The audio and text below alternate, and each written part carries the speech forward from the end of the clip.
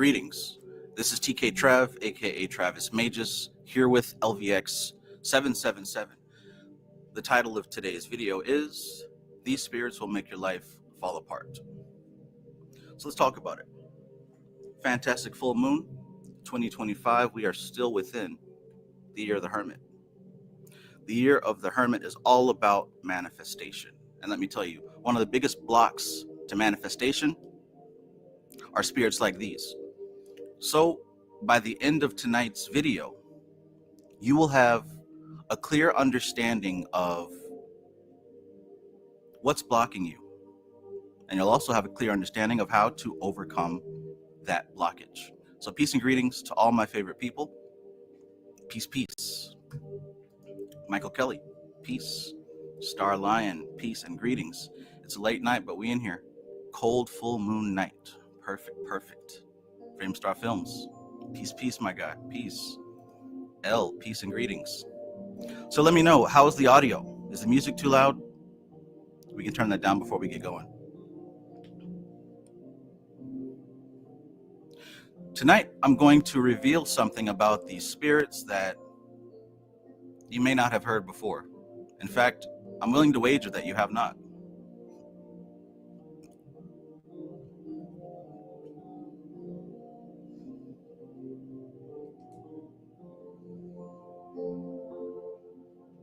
So I want to talk to you about how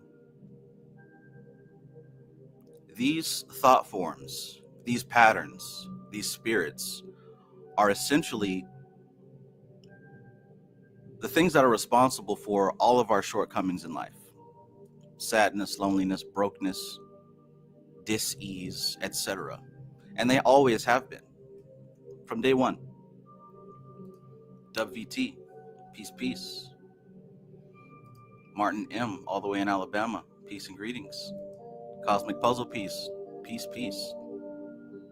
Kevin Wise, peace and greetings. Zaire Anu, peace fam. So what I'm going to share with you tonight hopefully has the seeds of change for you, as hopefully all the content that you consume this year and moving forward is going to be something that helps you become the best version of yourself. And based on what I'm about to get into, the best version of yourself has everything to do with your connection to your higher self, your Holy Spirit, whatever name we want to give that aspect of ourselves that exists beyond the physical. So let's go. Cybernet, peace. So let's get into it. Let's get into it.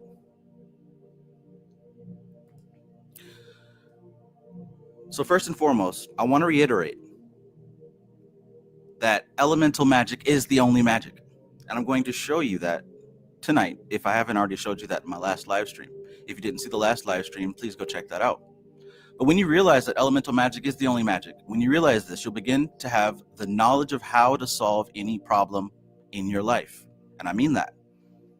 You can break generational curses, you can break bad luck, because elemental spirits are the exact things responsible for these things.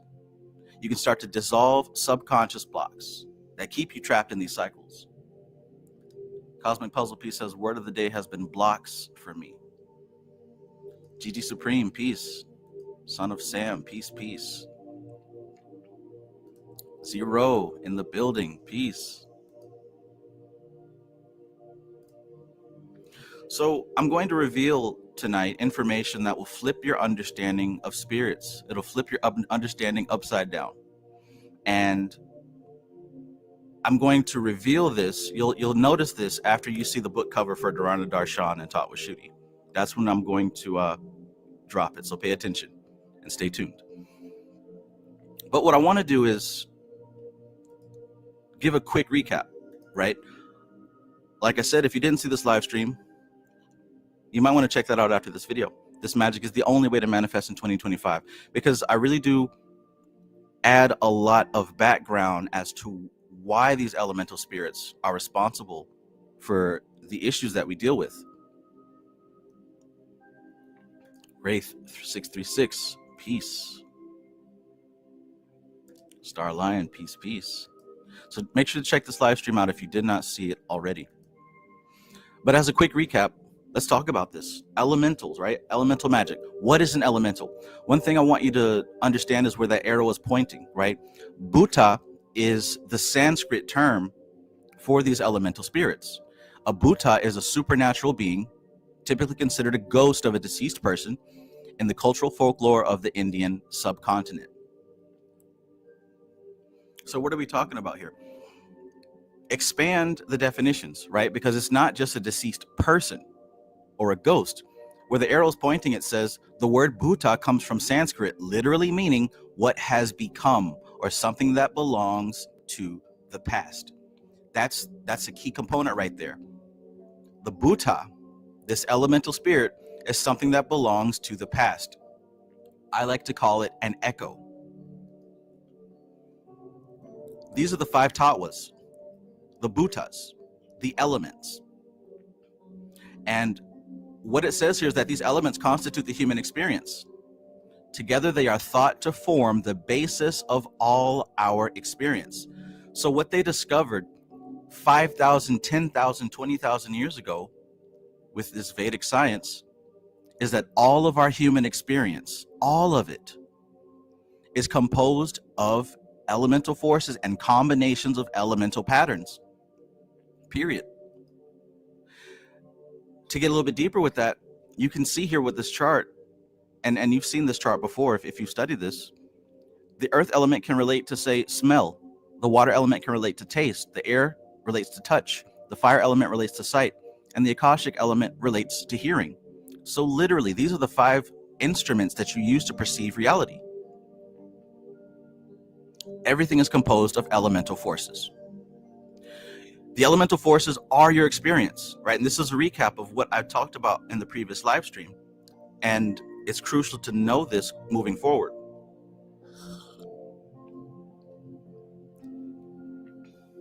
The Phoenix, peace and welcome.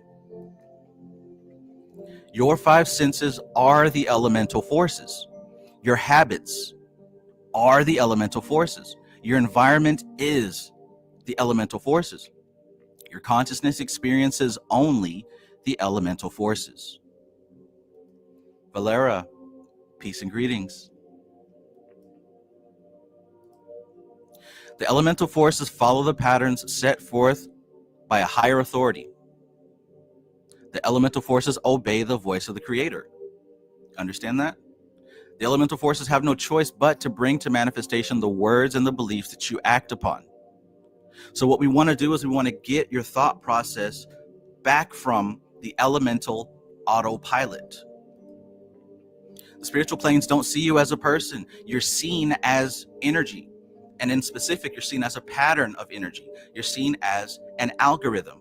So let's talk briefly about what is an algorithm, right? We talked about how these tattvas are the basis of your experience. An algorithm is a computer code, right? Computer code is a combination of ones and zeros, a set of patterns that creates a medium for input and output. But it says here that an algorithm is a finite set of unambiguous instructions given some set of initial conditions, can be performed in a prescribed sequence to do what? To achieve a certain goal that has a recognizable set of end conditions. It's a formula. It's a pattern. It's a predictable pattern. It's a step-by-step computational procedure. It can be automatic, but it certainly operates as it's programmed to operate. So let's talk about autopilot, right? An autopilot is a device that automatically keeps things on a steady course. It says here where the arrow is pointing, autopilot is a device that controls a vehicle without human involvement or a state of automatic or unconscious action. So what is the autopilot running off of? It's utilizing algorithms. So you see how this works? These algorithms, these elements stack together to create algorithms, and this autopilot is composed of sets of algorithms. Just like how you have a phone that comes pre-installed with certain apps. No phone comes barren and dry. Every phone comes with certain algorithms that help you perform basic functions. You have the time, you've got the weather, you've got an internet app. All those are different algorithms that help you to perform specific behaviors. Likewise, the human being comes pre-installed with habit patterns. In fact, all of life comes pre-programmed with what we call instincts. What is an instinct? At the top, it says an inborn pattern of behavior that is characteristic of a species and often a response to a specific environmental stimuli. At the bottom, it says an instinct is something you don't need to learn. It happens naturally without you even thinking about it. Babies cry by instinct and ducks follow their mother by instinct. Omnia Arlandria, peace, peace. Welcome to the beginning.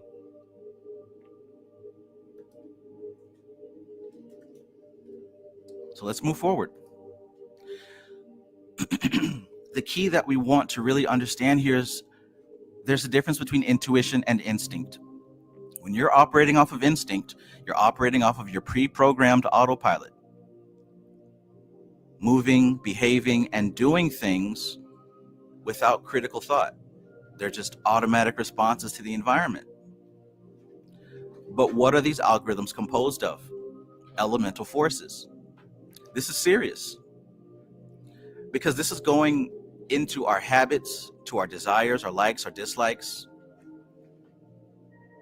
and even into the very experiences that we have in life, the situations, the relationships. You follow? Mayat Mystic, peace, peace. Happy to have you here.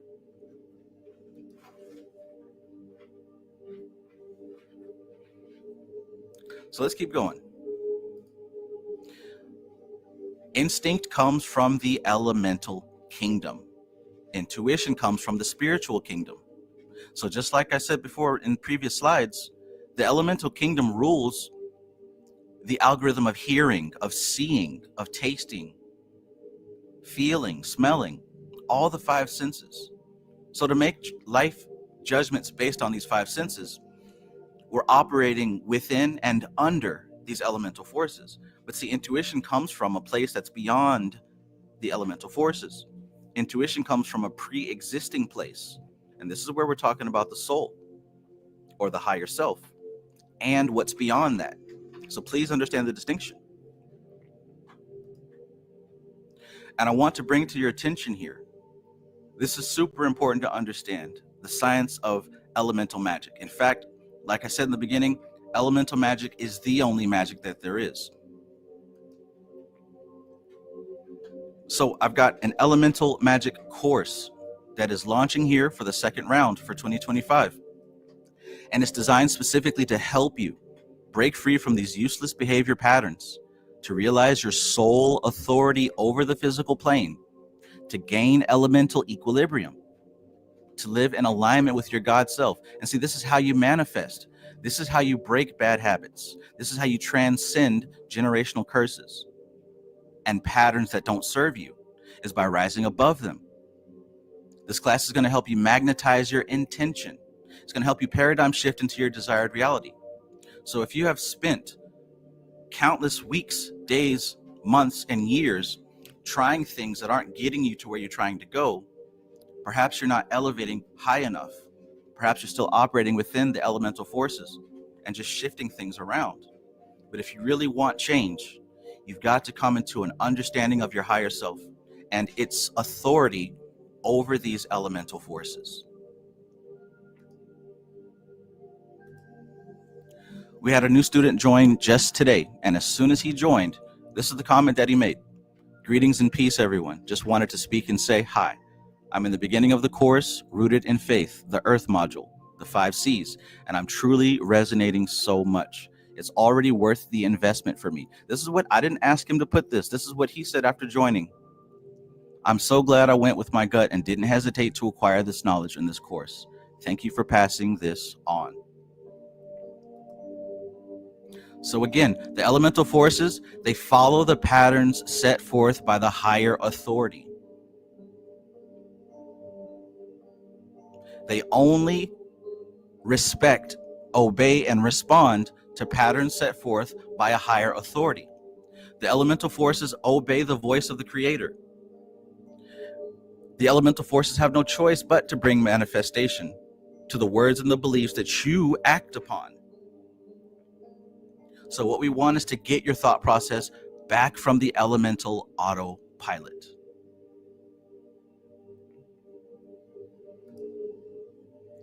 This is another comment from a student who just joined today.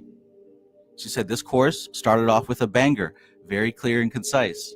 Mutual relationship, intimacy, being in sync, cooperation with nature are tools necessary to bring forth desired results that will assist you in your journey. So these are real people joining the course and already getting value on day one.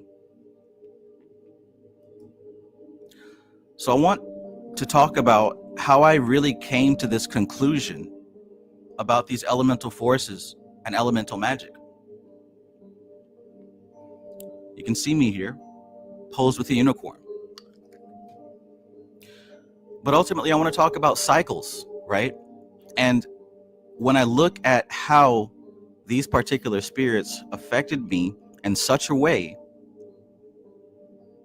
that caused me to snap out of the illusion, to snap out of the hypnosis, and really pay attention. I look at these cycles of creativity and enthusiasm, right? Many of us here, if not all of us, are creators. We're artists. Some of you produce music. Some of you produce film. Some of you do art on physical mediums. Some of you dance. Some of you act. Most of us here are artists. And I know that you being an artist, you've gone through cycles of being super excited and super enthusiastic. And somewhere along the line, the world shuts you down. And you kind of slow up, might even go through a phase of depression. But that artistic spirit inside of you lights back up and you go out and you try it again. And I can recall that I found myself going through these ups and these downs, these ups and these downs, having creativity and enthusiasm, finding that the world doesn't care, doesn't respect, and it would cause me to shut down and go into depression. And this has been happening all throughout my life. And I've been seeing these cycles of heartbreak where I would want love in my life. I'd find a partner who would quickly turn out to not be an equal match for me. And I'd experience pain and suffering, and I'd go into depression, and I'd try again, and I'd get the same result over and over and over. And I'd find these patterns of money limitation where I might get a job and I hope and wish and pray that maybe I could get a raise or find something better. But no matter what I do or no matter what I try, I just can't seem to go past the level that I'm stuck at. And then I get fired, and then I find something else, and the shit repeats over and over and over again. So this is me as a baby. Believe it or not, once upon a time, I was a baby. And these are my parents.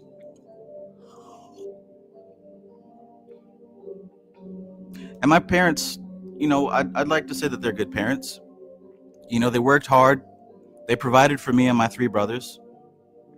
My dad was in the Army, so we moved around a lot. And my mother was studying to be a nurse. So, this is probably where I get my intensive study from, right? Because she was always in the books. And I can recall from the youngest age that I can remember, I loved creating. Looking back, it didn't really matter what medium. I just loved to create. And I think that being a creator is most definitely a godly trait, right? Because that's what the creator does, create. And since we are a reflection of the creator, that's what we do as well. That's what we seek to do as well. And as babies, we come into this world with a clean slate. We don't know anything. We don't know anything. But we learn, right? We become imprinted with the patterns that our parents teach us. We become imprinted with the patterns that the school system teaches us. We become imprinted with the patterns that everyone in the world around us places upon us.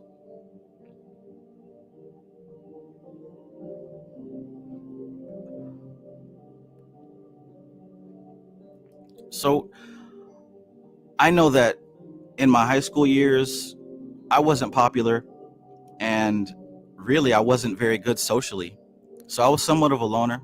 I hung out with the outcast kids, but really I wanted to be popular. I wanted to be accepted. I wanted to be cool, So I would try whatever hip trends there were, and it never really fit me. I always felt awkward. I always felt like I was wearing a costume, wearing a mask, But still, throughout my life, I tried my best to be happy. But there was a depression inside of me. There was a sadness inside of me. And I think that it really had to do with me wanting to express my creativity and wanting to be appreciated. But the world would consistently remind me that I wasn't appreciated, or at least that's what I received, that I was never good enough, that there really wasn't anything that I could do to make my father proud. There was nothing that I really could do to find my place in the world. Things were very confusing. And it was that way for a long time. Since a child, one of the things that really helped me to ease that pain, and honestly, not just ease the pain, but find joy, was drawing and art. So I used to have notebooks and clipboards, and I'd sketch and I'd draw and I'd create and I'd make these comics and I'd make these characters and I'd design all sorts of things. And it wasn't even really like for a career or to get famous. I was literally doing it because I loved it. There was a real passion for it. And I spent most of my childhood by myself drawing. And of course, this is when anime first came out. So Dragon Ball Z and Sailor Moon just came out for the first time. And I loved the style. And I figured one day, I'd want to make cartoons. I'd want to create entire worlds with characters that people would watch and they'd love and they'd buy the toys. And it could be another world that people could escape into. That was my biggest dream as a child, to create worlds that people could escape into and enjoy. But as I got older, I come to realize that everybody wasn't really supportive of my work. I mean, some were. My aunt was very supportive of me, but my father, not so much. He didn't see a future for me drawing or making art. He wanted me to get a real job. He wanted me to either go into the military or go into college to be a doctor or something like that. And years and years, I didn't get the support that I desperately wanted, And I can recall one comment that really put a stop, that really drained my battery, is when I had these piles of paperwork and comics that I've drawn over the years. And he was upset and he told me to throw the junk away. Throw that junk away. And those words really stung with me to the core. My father, who I wanted to be proud of me and the work that I was doing, he saw what I was doing as junk. So that day I packed up all of my artwork and I threw it away, and I completely stopped. And that really drained my battery, because that light, that creativity that I had, that passion, he made me feel like it was worthless. So the years go on, and as a true artist, as a true creator, that same fire, that same passion found its way through a different medium. So I began to create music. I learned how to play the keyboard. I learned how to play guitar. I taught myself how to play all these instruments. And I can remember riding my bicycle to work. I worked at Winn-Dixie. That was my first job. And I'd ride my bicycle to work, and I'd have my headphones on, turned up all the way, and I'd be screaming the lyrics, right? The whole time imagining myself in this rock band. I just knew that one day I was going to be in a rock band. I was going to perform, travel the world, and that was my future. I used to watch VH1 Behind the Music. I used to study the biography of all my favorite bands. And I kept telling myself that one day I was going to do that. And see, I saw that future. I visualized it, and I kept repeating it to myself every single day. I lived in that world before it was real. And it came to pass. I was able to perform music. I was able to tour. I was able to perform at concerts. I was able to have, a little following. I did my thing, and it was awesome. It was one of my most favorite times, right? I really got an opportunity to express myself and have other people enjoy the artwork that I made. However, over time, it didn't really work out the way I wanted to. Here's the meme, right? And it says, when you play your homie a new tune and he talks over the drop. A lot of y'all I know are producers and you make music. So let me know if that's ever happened to you. You write a new song, right? You record it, you spend hours on it, days on it, and you play it for your friends. And it's like, they're not even listening. They're yapping over it, asking you to play something else. Has anybody ever felt that? I know there's some producers in the chat right now. I know for a fact.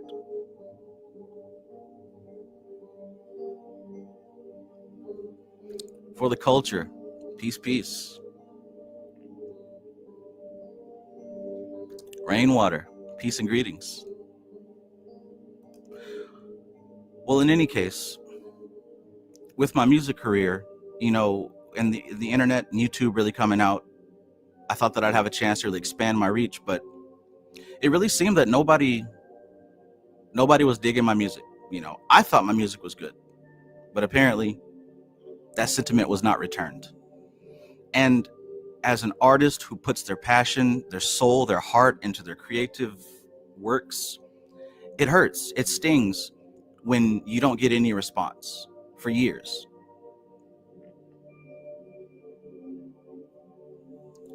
Cosmic Puzzle Pieces, bro, I hate that shit.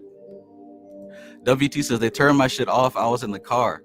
Yikes, man, yikes. It's some disrespect out here. And then sometimes it's other musicians who so-called like in the scene with you. But things changed, and everyone, I guess, really wanted to follow a specific type, or just like high school, everyone follows the mainstream, and the outcasts really aren't respected at all. So naturally, I felt this drained depletion again. Hours, years, money, sacrifices invested in music, only for it to not really get me anywhere, right? And it was at this time I could hear some of the reflections in my head, right? Put that junk away, throw that junk away. And I kept just hearing that. My music was trash. My art was trash. Nobody wants to hear this. Nobody cares. These same feelings, these same patterns, these same experiences continue to echo and echo. And as much as I wanted, as much as I believed in myself, as much as I hyped myself up in the mirror, as much as I daydreamed, it didn't seem to be working anymore.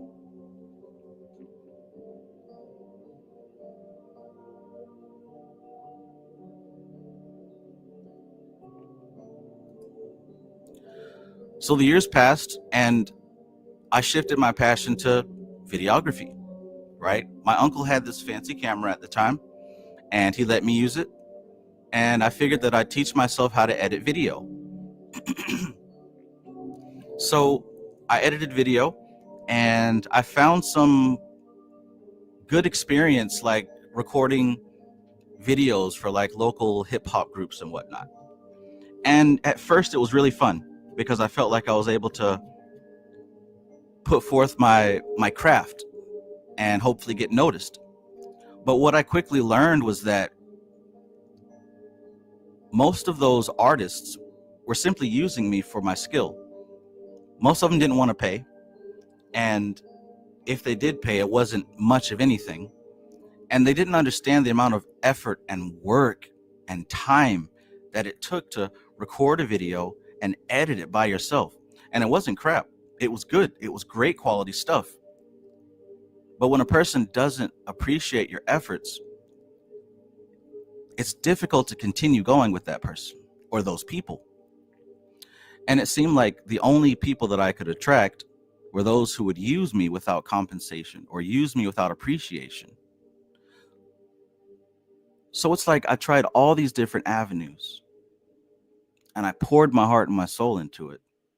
But at the end of the day, I was left depleted, empty. drained. And as passionate as I was, and as much as I really wanted to make a living off of this and become an artist, become something, and in the back of my head, I wanted to make my father proud, right? Because he'd never believed in it, the art. But I wanted to show him that I could do it, and that my direction into the art was worthy. But it was very difficult when the world is responding just like my father was. The world was echoing the very same thoughts that were bouncing around in my head. It was showing me that it was manifesting before my eyes. No matter how much effort I put in, it was always junk.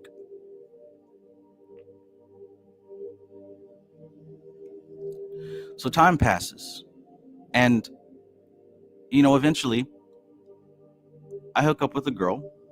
We become engaged, and things are good. At least she supports my art, right? I can still do art, and at least I have somebody who encourages me and has my back. And for a while I was happy. And see, now I was now trying to make my father proud by being a man and starting a family, right? And having a child. But even still, my father would tell me about how statistics show that interracial couples don't last more than X amount of years, and they always break up.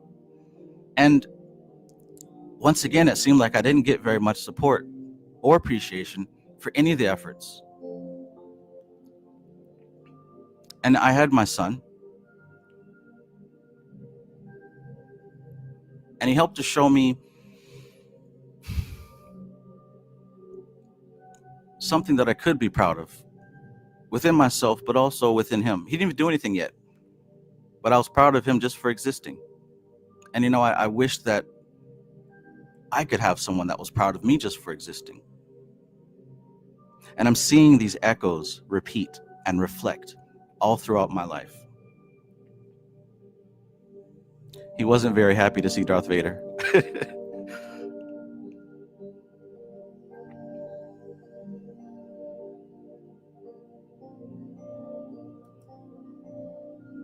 But see, the happy family didn't work out. In fact, my father was right. This particular interracial couple did not last after X amount of years. And again, all the effort that I put in, I thought I was doing everything right, but still, it ended with me being depleted. There was a time, and I talked about the story before, but things began to fall apart. I lost my job, my car broke down, I had no money, right? I couldn't support my family. I was a bum, right? She was taking care, she was paying the bills and everything when I lost my job. And I felt horrible because that's not how I was raised, right? And I have a child. So I can't be a starving artist. I can't be out here trying to promote music and do these artistic ventures and not make any money when I have a child who needs food. So not only did I give up my art, I also gave up magic, and I gave up my spirituality. It was at this time that I was really starting to get into the occult heavy. This is when I bought the mystical Kabbalah, and I first started practicing with the goetic and different things like that. But once I lost my job and I couldn't help support my family, I put all that aside, and I was scrambling and scraping and struggling to find any way to make ends meet. But it was too late for the dream of having a family, and we separated.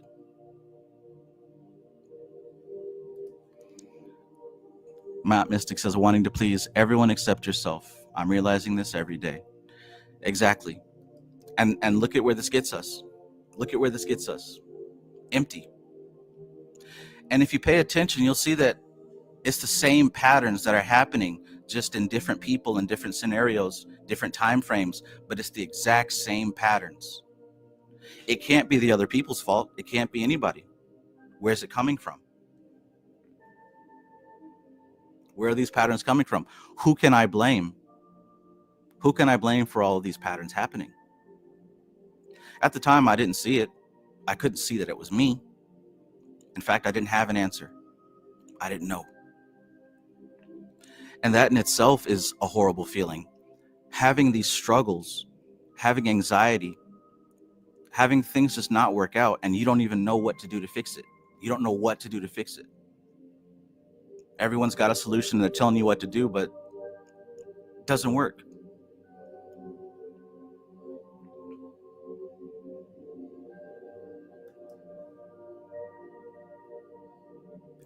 So when we separated, I moved into my own place, and I tried to, get serious and get a man's job, working at the hardware store. Grew my beard out for the first time. And these pictures here, here I am, but I'm not happy. I can tell you for a fact in these times, I was very depressed and very lonely, and I didn't have any direction. And I got up and I went to work every day, but I didn't like that job. It wasn't me. In fact, I only got that job so I can keep our relationship together. Now I'm stuck with that job to pay the bills. And I have a boss who is a bully, basically. A boss who has it out for me. Customers who, for lack of better words, are dumbasses. And I was lonely. And I didn't have purpose. I wasn't creating. I wasn't engaged in my spirituality. I was lost. So, time passed and I started to tap back into Brother Panic and Bobby Hemmett. I started getting back into the occult. Because, I still had that dream, that passion to create. I still wanted a better life for myself. I still wanted to be able to afford the things that I wanted to afford. I still wanted a better life for myself. And I listened to Brother Panic talk about how we have that power, how we are the gods, how I am the God. I have the power within me. And I figured, you know what? I'm going to try something different. I'm going to try something new. I'm going to work with these spirits. Because like I said in previous live stream, it was more painful and more terrifying to keep living this dead-end life. It was more scary to keep living that dead-end life than it was to work with demons. When I was faced with those two options, right? Either keep working this dead-end job, being alone, not improving, being miserable, or maybe try something. Try something. What's the worst that can happen? How can my life get worse? Like, what's the worst that can happen? So this is the time frame when I started working with the Goetia. And I gave it my all because I had nothing to lose. All 72 demons.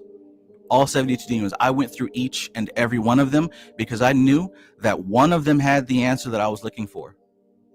I didn't care what it cost me. I went through all those spirits and I read every book that I could read. At the time I was broke, so I downloaded PDFs, right? A lot of people want these PDFs now. I don't know why. It could be laziness, but I needed those PDFs because I couldn't afford the books. So I collected what I had and I put to work what I did. And over time, I began to see things that worked. I began to arrange my candles. I had 4 candles. I had one for each element. Red candle for fire, blue for water, green for earth, yellow for air. And I always had those 4 elemental candles. And I remember working the lesser banishing ritual of the pentagram, which deals with the elements. And I noticed that working with these spirits and these elemental forces, see, I didn't realize that I was working with elementals at the time. But what I did realize was that working with these spirits was getting me results. It was getting me results, and it was changing my life, and it was changing me as a person. And I could tell you stories. I could tell you different manifestations that has happened with each one of those demons, right? But you probably don't want to hear that. You probably don't want to hear about escapades with Citri and the terror with Andros and finding out people's secrets with Vasago. You don't want to hear none of that.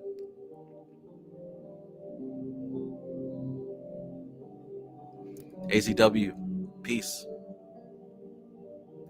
Mad Bear says, hit the like button. If you didn't hit the like button, go ahead and hit the like button if you like this content, because we're getting into it. I got to give you the backstory so you can really feel where I'm coming from. Got to give you the backstory so you can see that I didn't just pick up a book one day and started preaching. I went through this. I went through this the long, hard way, and I gathered certain lessons over time. Just like if you do anything for a long time, you'll start to notice patterns. And you'll start to figure out how to do things better.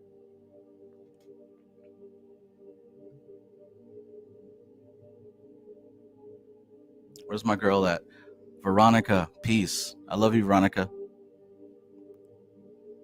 Val says, shout out to Phil Cooper. Shout out to Phil Cooper, right? Basic Magic. I read that book front to back, over and over and over again. For 2 years, I want to say 2 years or so, I practiced the inner temple ritual that's in Basic Magic. Transformative. Again, dealing with the 4 elements. If you really pay attention, the fuel behind the magic is the elements. See, the extra stuff, it's for show. It's for the subconscious mind. But the truth of the matter is the elemental forces are behind it all. And this is what I learned. I didn't know it at this time, but this is what I learned.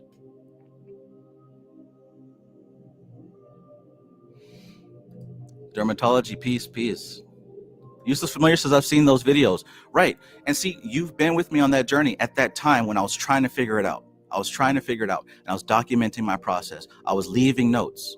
I was trying to teach what I'd gathered so far. So there's a witness, right? We've been here. We've been in here. So let's keep moving with this thing. Ultimately, what it really boils down to, even though I wanted to create art and I wanted to have a family and I wanted to impress my father, the truth of the matter is I wanted love. I wanted to be loved, and I wanted someone to love.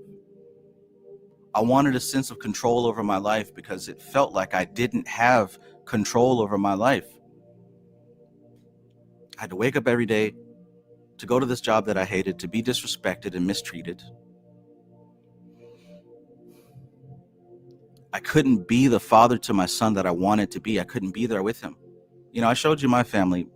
I had both parents. I was raised in a household with both my parents. And I desperately wanted that for my son. And the fact that I couldn't give that to him, it really hurt me for a long time. It was out of my control. I couldn't force her to do anything. It was out of my control. And this is what I wanted. I wanted love. I wanted a sense of control over my life like we all do. And I wanted acknowledgement and validation like we all do. All of us, like I said, most of us are artists. And one of the things that we want deep down inside is to be acknowledged and to be validated. And there's nothing wrong with that. In fact, you can't hide those feelings. You can't take them away because they're going to come through everything that you do and you say. They're going to come through everything that you do and you say. And that was me. And at this point in my life, I didn't know how to get it. But when I started working with the Goetia, when I started working with these spirits, when I started doing this magic and these rituals, things began to change. I'll tell you a little bit. So Beleth is one of the goetic kings. Now, Beleth appeared to me as a black cat. And, you know, I always saw myself as somewhat of a loser. I was not very good with women. I was not very good socially. I was very socially awkward. So what attracted me about Beleth, you know, if you've ever gone through the Goetia, you'll see that there's descriptions of what each spirit is good at, what each spirit has power over,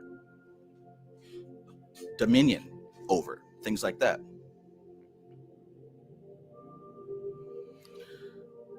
So one of the things that the Goetia says about Beleth is that he teaches you basically charisma.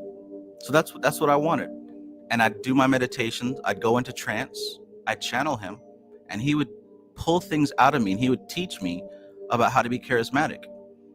And over time, things were changing. I'd go to my job and I'd start to have favorite customers who'd ask for me. You know, my bosses started to treat me a little bit better. I started getting the attention of some of the women at the job. Things were looking good. I remember physical sighting, right? I was in the hardware section where the drills and the saws and shit are. And it was late at night, we were closing. That wasn't even my department. Like that's how fucked that job was. Like when people didn't show up, they called me to go handle cleaning up or whatever. I didn't know where the shit went.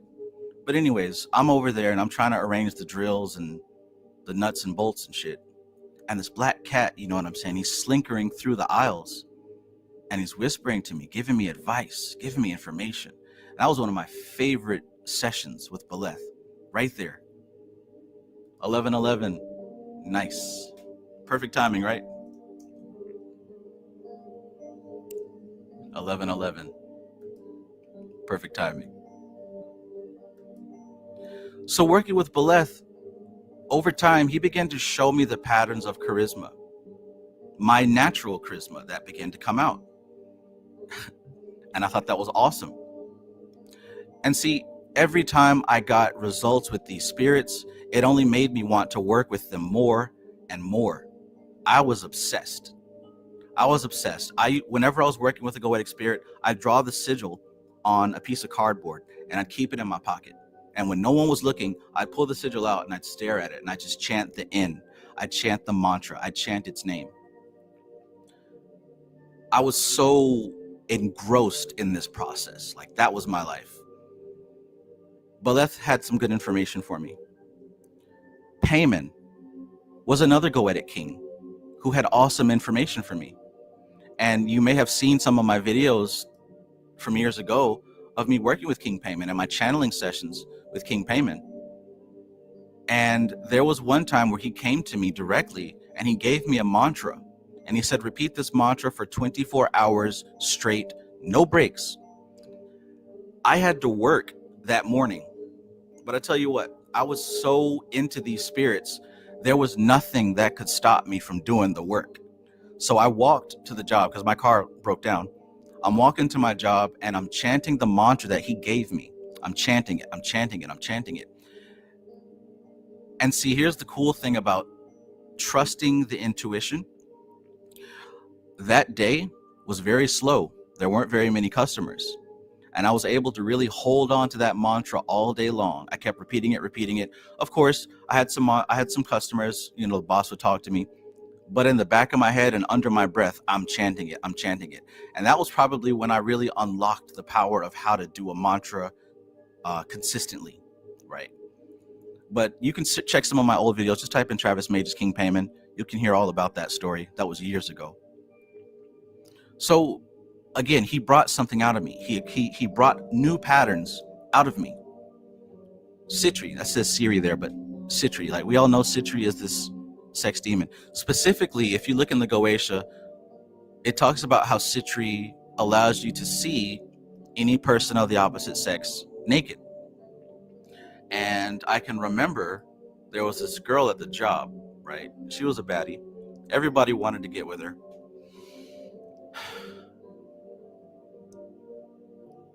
Before her, there was another girl that I attempted to work Sitri with.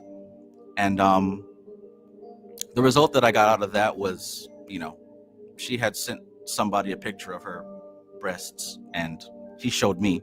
So it was like, technically, it still worked. But I wanted something more specific. So there was this one female at the job and really she had no business talking to me, but things happened after my series of rituals where she heard that I was the computer tech guy, right? Because years ago, I used to work in Circuit City, so I learned a whole lot about how to fix computers and whatnot. Well, her phone, she somehow locked herself out of her phone and she couldn't get into it. So somehow she heard about me and asked me if I could fix it. I said, maybe. And she ended up coming over to my house that night. And yeah, you know, she shows up with these super tight leggings and whatnot. And I'm on my computer and I'm gonna keep it real. Most of my life I've been a very shy, kind of awkward nerd.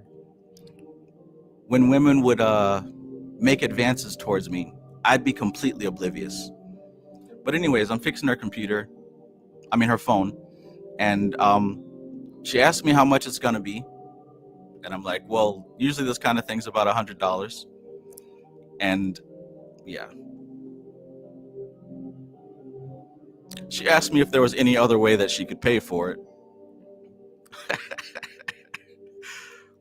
Well, Decarabia is another spirit that deals with fame, right? Deals with being able to get you in front of a wide audience.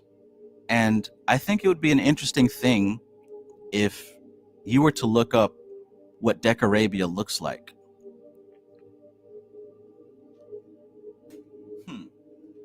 In fact, I think I'm missing a certain spirit. Hold on, let me check. I believe it's number 71.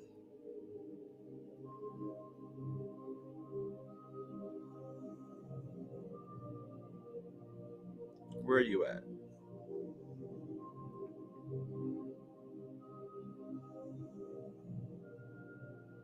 I'm checking my Pokedex here real quick.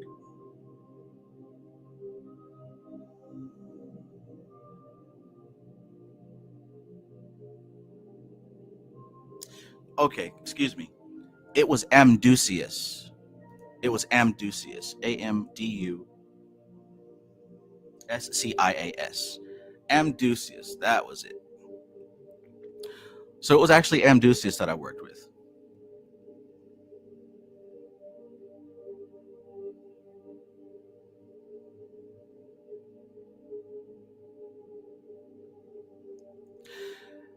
And all this stuff was cool. You know what I'm saying? So like, I'm starting to get answers to problems and situations that I couldn't solve on my own before. The magic is working. These spirits are actually doing things. They're actually giving me results, real results. And all it took was me having this focus, this determination, me really building the visualization in my head, me working with my 4 candles every time: red for fire, yellow for air, blue for water, green for earth, going into my inner temple, making my request known, speaking it out loud to these spirits, right? And the pattern that I had in my head would come out of my head and into the real world. But see, the last spirit that I worked with is one that really changed the game for me. See, even though I was able to get money from these spirits, I was able to get attention from these spirits, I was able to get a few things that made me feel good in the moment, I was still missing something. I mentioned before that there were these certain things that deep down inside I really did want. There was no love here. I did have somewhat of a sense of control over my life, but I was still working at that job. I was still lonely. And honestly, I was unfulfilled because I wasn't creating. So I started working with Dantalion. And Dantalion taught me about mind control, because that's what he's a demon of. And it was through working with Dantalion that I came across a particular science of psychology called NLP, neuro-linguistic programming. And he led me to that. And he showed me what authors to read, what books to get. In fact, this is when I really started learning how to work with legions. If you know anything about goetic magic, you know that every goetic spirit has a certain number of legions that work for them. So what I learned to do after reading Mystical Kabbalah was I went into the sphere of Hod and Netzach, specifically Hod, and I carved out of the astral plane an elemental spirit out of the legions of Dantalion. And his job, and I charged him up. I built him as powerful as I could. And his job was to give me the best books to learn the quickest. And I did that because I spent a lot of money. If you followed me over the years, you know I spent thousands of dollars on these books. And I was tired of buying books that were trash, because anybody can write a book about anything, that doesn't necessarily mean it's a good quality book. I was tired of wasting my money on those nonsense books. I created an elemental to make sure that I only get the best quality books, and it worked. Now I don't waste money on books that don't serve me, right? Because how can you know until you buy it? Anyways, this particular spirit taught me about NLP, and it taught me about mind control. And naturally, if you start looking into NLP and mind control, it isn't so much about controlling other people like I thought it would be. It became about controlling myself. It came to a point where I had to analyze my own patterns. And this is when I really started to see what was actually happening here. I didn't fully see it yet, but this is when I started to see. In fact, it wasn't until I made it to this phase that I actually began to see clearly. It was with the Vedic information, Dharana Darshan, and taught with Shuddhi, that I realized the power of the higher self. This is when I got in touch with my higher self. This is when I began to see beyond the low magic and trying to meet small needs, small animal needs, elemental needs, unfulfilled desires of my childhood. Why am I summoning sex demons? Ultimately because I wanted to feel intimacy. I wanted to be close with somebody. But see, that never happened. Why am I summoning spirits to help to give me attention or fame or some type of respect? Because I didn't feel like I was worthy of my father's respect. So I began to see that all these desires were elemental patterns. And when I read this book, Taught with Shuddhi, it showed me clearly that my elements, the elements that composed me, were very much unbalanced. And they were running amok, running circles around me. So I think that I'm doing this advanced magic, but in truth, I'm just playing with myself.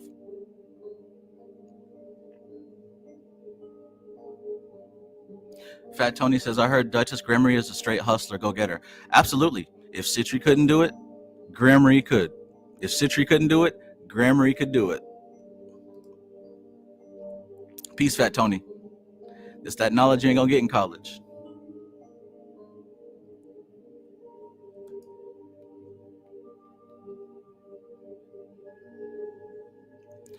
So it was with these books that it gave me a chance to look within myself and find the higher power. See, the higher power was not on the outside. It was not elemental forces. It wasn't chasing physical desires. It wasn't chasing empty needs. It wasn't chasing other people. It wasn't trying to find happiness in other people. In fact, the only real happiness, the only real bliss, the only real love is from the higher self, your higher self. I found a new perspective within my higher self, and I realized a powerful truth about these spirits. And see, this is my newest knowledge. This is something that's come to me very recently, after years of trying different things, after years of investing time and effort.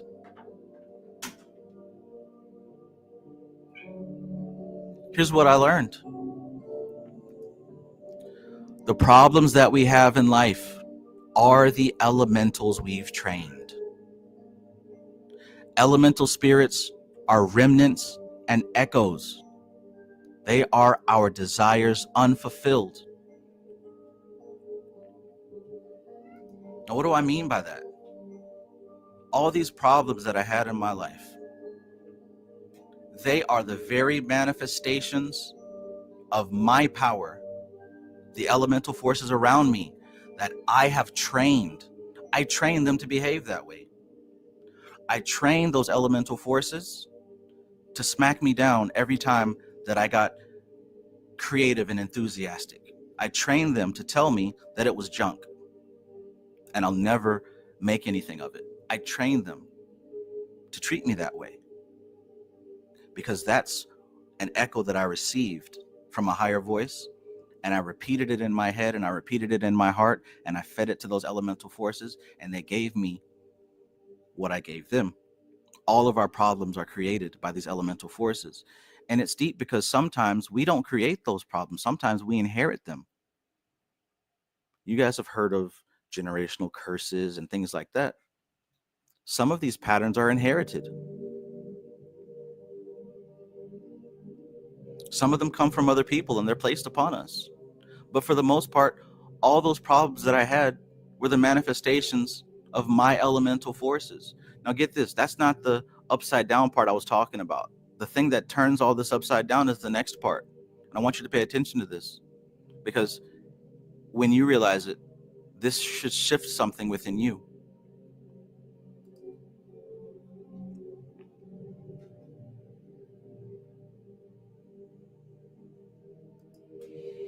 The magic that we perform is the process of reshaping these forces.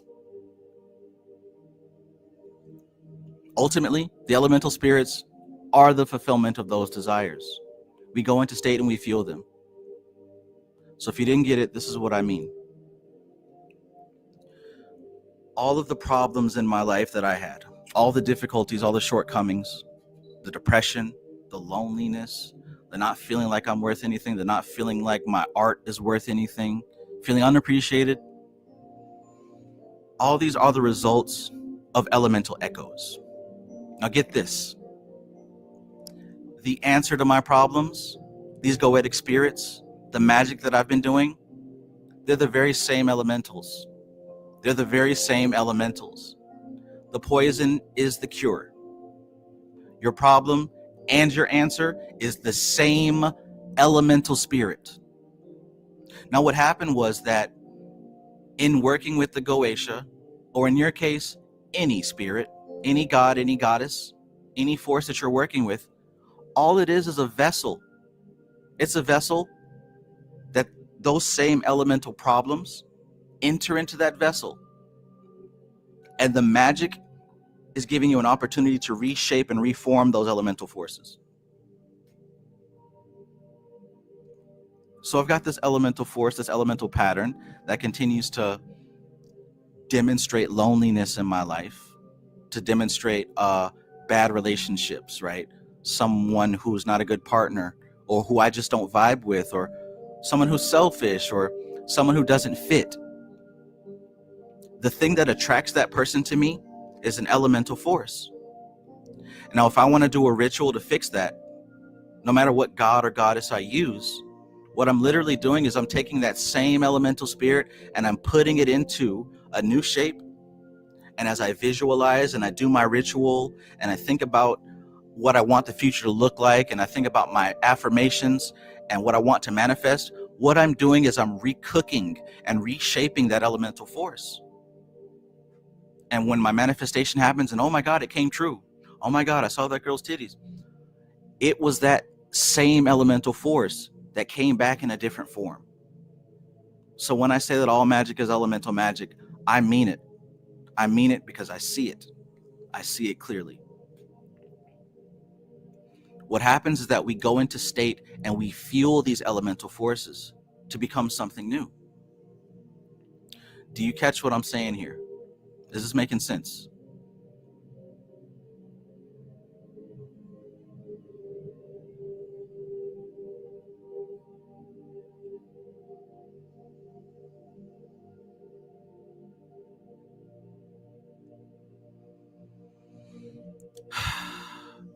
That might not sound impactful to you. But if you've been working with these spirits as long as I have, this is a mind blower, because all these years I've thought that Citri was this leopard spirit, that Beleth was this black cat, that Payman was this king thing riding on a camel. No, these are just anchors and symbols so that we can perform spiritual psychology upon ourselves. This blew my mind. This blew my mind, and I realized the answer is not more demons. The answer is not more angels. You notice I ain't making no videos about how to work with spirits. Did you notice that? I stopped doing that years ago because I started to pick up, wait a minute, there's something else happening here. So if it's not the demons doing it, what's happening here? What's happening here?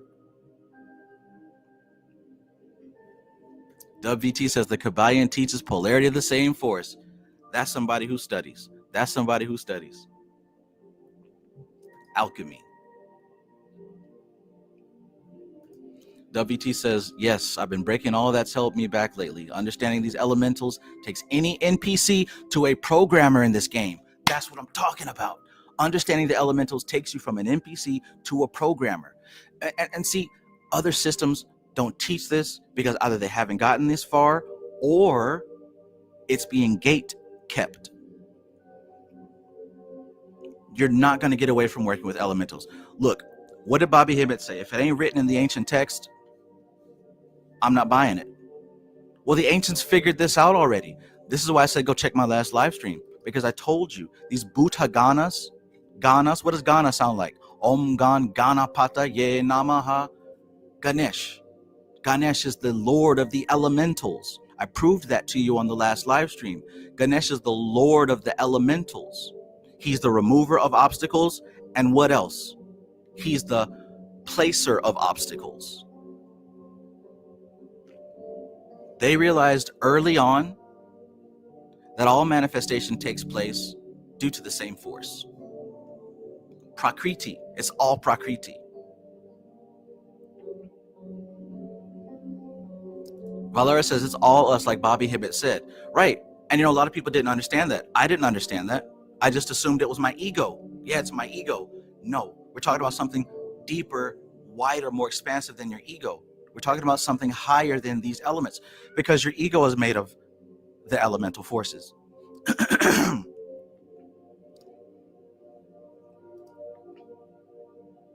AZW says everything came 360, understanding the elements again. I am Kus says, when I discovered this, I started servitors for real. Ortega Yabro says, you're catching it now. Absolutely. Valera says, and your energy is more refined. Yes, because I dropped a lot of the patterns. I'm not even going to say dropped. A lot of the patterns that were blocking me and hindering me and not useful or appropriate, I reshaped them and reformed them. Transmutation of thought.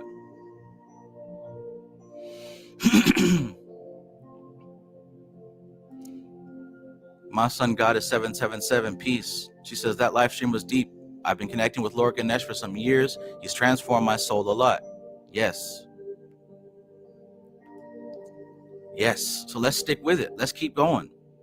I'm telling y'all, 2025 is the year of manifestation. We finna do this thing. So look, these repeating echoes manifest as desires, habits, and trauma loops. Even the trauma, because you got to really look at yourself. Ask yourself, why do you do what you do? Most of the things that we do are trauma responses. They're habits built out of some echo that started in the past. And remember what I said about these elementals. The Vedics said that they are something of the past.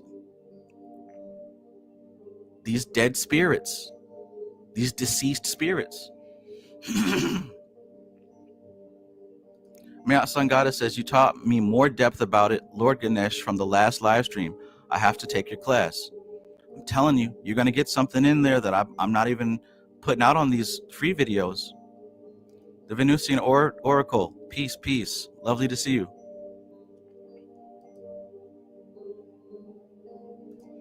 Zero says, yes, this matched with realization too, because like you said, in the end, everything is a conversation and are the elements interacting with themselves.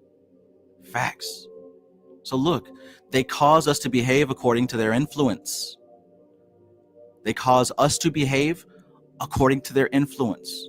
The spirits we summon are but shells that they wear. I want you to understand that. They are but shells.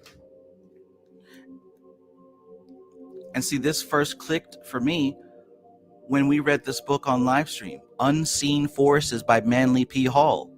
Manly P. Hall is a vetted triple OG. And when I read what he said in this book, it clicked.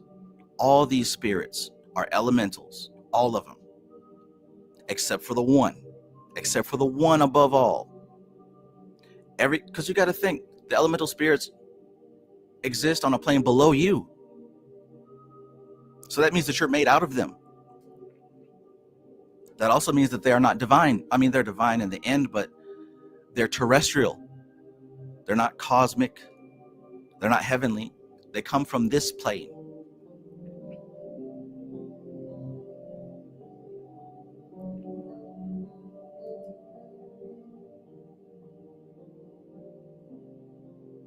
Spirit work, low magic, is most often a feedback loop of elemental behavior.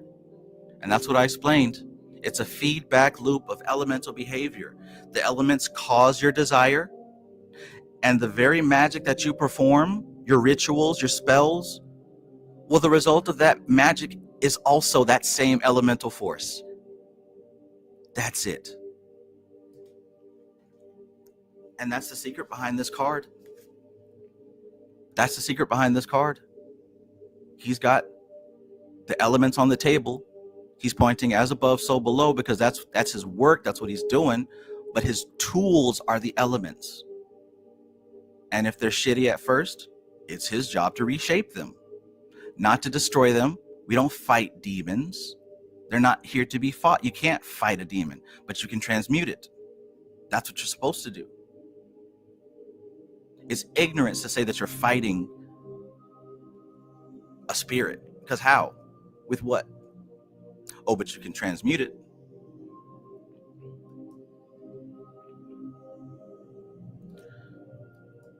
The Venusian Oracle says it's like the magic of exorcism, freeing these spirits of their unfulfilled desires. That's exactly right. And that you said it better than I said it. What you're doing is you're liberating these elementals of those desires aren't yours. Listen to me, those desires aren't yours. Those desires aren't mine. How can I feel like I want to be loved when I am love, right? Love was never separate from me. But those elemental echoes are carrying that message of I'm unloved. Those elemental echoes are carrying that message of you'll never be good enough. You'll never be appreciated. Your work doesn't mean anything. The elemental echoes are sending that message, but that's not the truth. And as the magician, as the magus, you've got to stand on authority. You got to stand on the authority of the spirit, the higher spirit, the Holy Spirit, your holy guardian angel, your higher self. You got to come on behalf of that higher power to liberate those elemental forces. That's what you're supposed to be doing. You're going to find this at the bottom of every spiritual path. You're going to find this because, again, with the non-attachment, with the Vedic stuff, I'm not this body. I'm not this mind. I'm not these vrittis. I'm not these samskaras. Those are the elemental forces.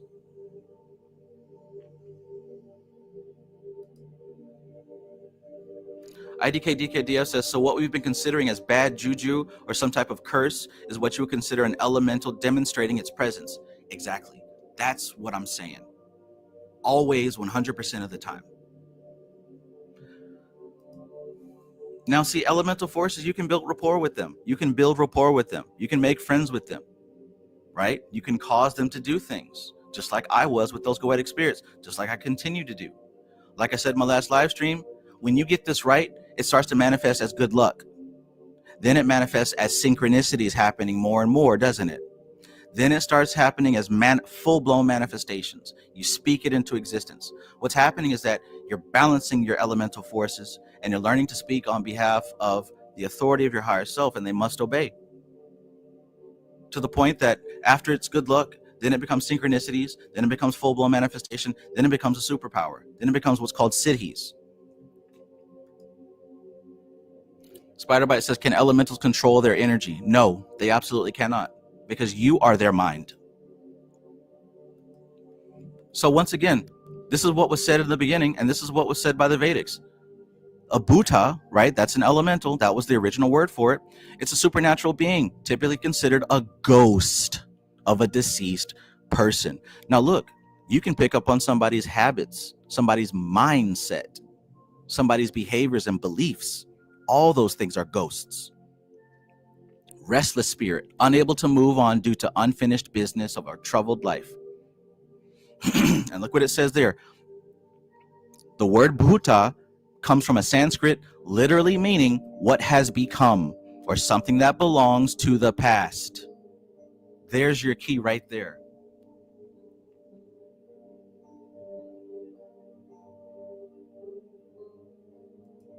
My sun goddess says, do you have to have silver and the rings and all that stuff like Aleister Crowley book speaks of? So here's the thing, right? Silver corresponds to a certain elemental force, a certain elemental effect.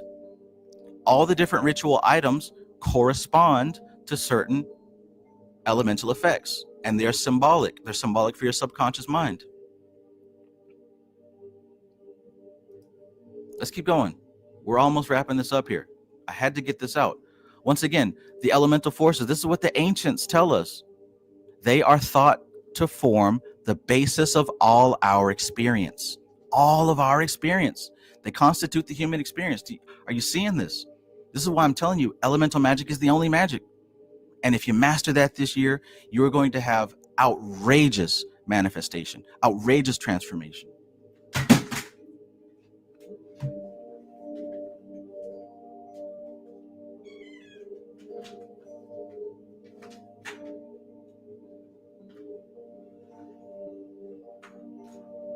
Outrageous.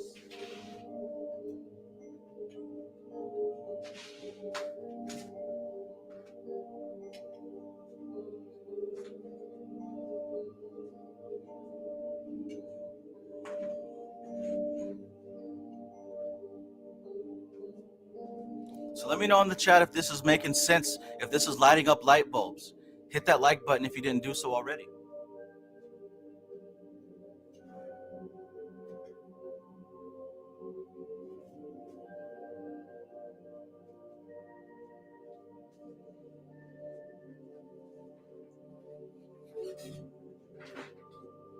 Jay Baldhill says that's the goal this year. Straight up SOP. Straight up standing on principle. So y'all thought I was talking shit when I said this is the year. This is the year. I'm calling it. Just like last year I said I was going to master Kabbalah. Well, this year I'm going to master manifestation. You better believe it. And spiritual authority is the way. Spiritual authority is the only way to do this consistently, to do this right. Because the elemental forces obey the voice of God. And what authority is you acting on behalf of a higher power. The same way that a police officer comes on the authority of the police force, right? He has the authority to punish you. Not because he's special or he's powerful, but because of what he represents. And you saw this in the church, right? You ever see somebody actually get healed in church? I have. And the pastor says he comes on behalf of the power of the Holy Spirit. He comes in the name of Jesus by the power of the Holy Spirit. What he's doing there is speaking his authority. He's coming on behalf of the authority of his highest perceived essence. It don't matter if you believe in Jesus or not. That doesn't matter. What matters is that he does, is that he's connected. And this is what authority is all about. Have you been able to tap into your higher self? Have you been able to speak authority upon these elemental forces?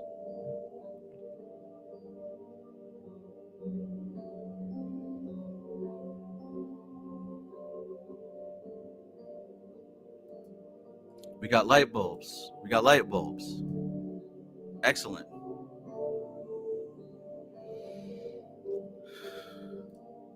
My son Goddess says this is the only way for me. It's like it's the key to everything.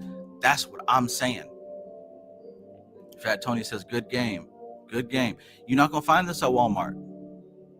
This ain't sweet potato pie. You're not going to get this at Kentucky Fried Chicken. You're not going to get it at the dollar store.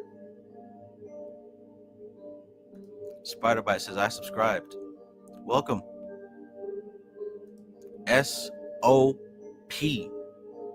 S-O-P. Shout out to Minosis, right? Shout out to Minosis. That's a great guy. That's a great guy. And I appreciate what he's doing.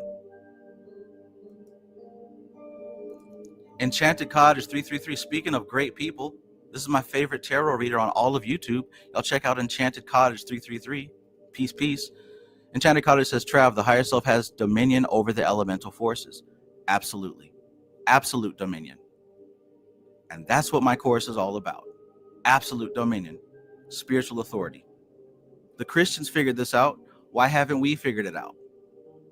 Well, not all the Christians now. Some of them.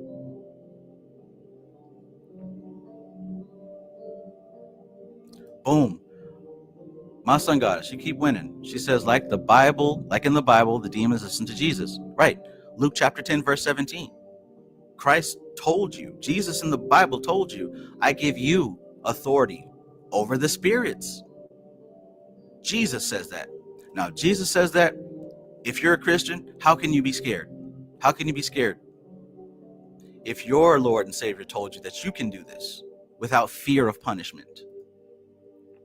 You hear what I'm saying?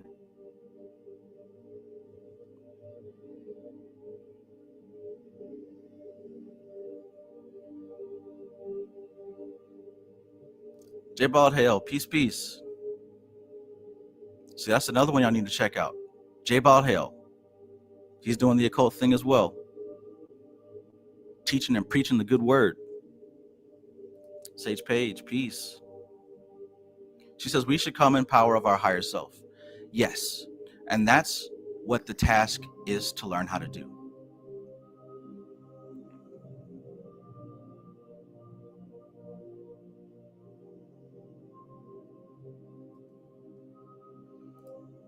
My son goddess says they're not teaching this on YouTube. You're special, Travis Magus. I remember that storm ritual years ago. It worked. Yes. Yes. You get straight to the point. Travis teaches the real deal. I don't want to waste y'all's time, right? So let's finish up because there's a few more things that I want to say. Let's wrap this up, right? Y'all enjoying this? Y'all getting some well-fed spiritual nutriment here.